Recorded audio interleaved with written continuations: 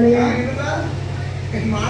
அதான் சொல்லியிருக்கான், மாடனுக்கு போடுறது ஒண்ணு, மருமகனுக்கு போடுறது ஒண்ணா? மருமகனுக்கு போடுறது அதுபோலதான். அதுதான் மாடசாமி கேட்டிருக்காரு. காவை இருங்க பணத்தெல்லாம் காணுமா? சரிப்பா. ஆமா என்று சொல்லி அவருக்கு நேரம் தவறாம சாமாதி சாமம் போல மணி 12 மணிக்கு பூஜை வச்சாச்சு. நேரத்துக்குப்பா ஏ அப்பா எப்ப உனக்கு பயிர் நிறைஞ்சு போச்சா? இனி கைலாசத்தை விட்டு நீ போ, பூலோகத்துக்கு சென்று எங்க போவிய போ. எப்ப நான் சும்மா போக மாட்டேன், எனக்கு தேவையான வரத்தை தரணும். இருக்கணும்னா என்று சொல்லி மூர்த்தி மாடசாமி வரங்களை கேட்ட போது ஆண்டவனாகப்பட்ட சிவபெருமான் எப்படி வரங்களை கேட்கிறார்? அவருக்கு கொல்ல வரம் வெல்லும் வரம் கொடுக்கும் மரம்,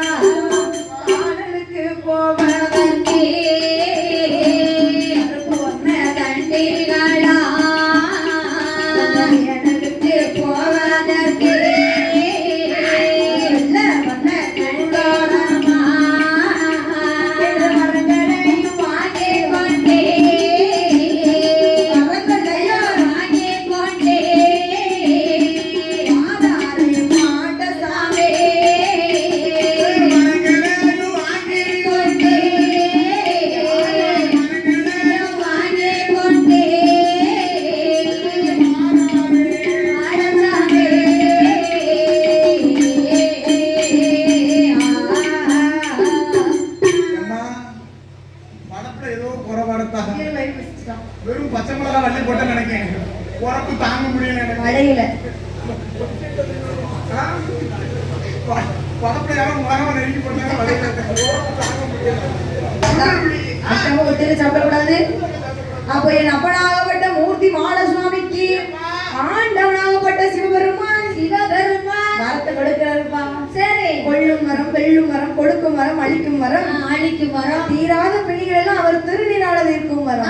மூர்த்தி மாடசுவாமியோட திருநீர் போன இடம் அங்க தீவினையே வந்திடாதுப்பா என்று சொல்லி வரங்கள் எல்லாம் கொடுத்த போது ஏ அப்பா நீ பூலோகத்துக்கு செஞ்சேன்னு சொன்னா உனக்கு போச்சுவார் கோடிசனம் தேச்சுவார் கோடிசனம் மாணிக்க மெத்தை உண்டு உனக்கு மையான கரை உண்டு. என்னப்பா சரி, சண்டை போடாத ஒரே இடம், சண்டை இல்லாத ஒரே இடம் சுடுகாடு. அந்த மையான கரைக்கு அரசனே நீ மட்டும் தான்பா. டக்கு டக்குன்னு வேணா வந்து குமிச்சுக்கிட்டே இருக்கும். சரி போன நேரத்துல திரும்பி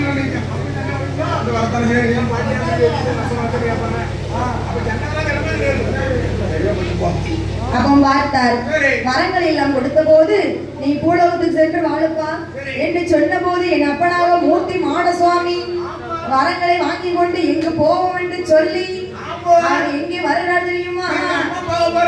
அந்த கொட்டார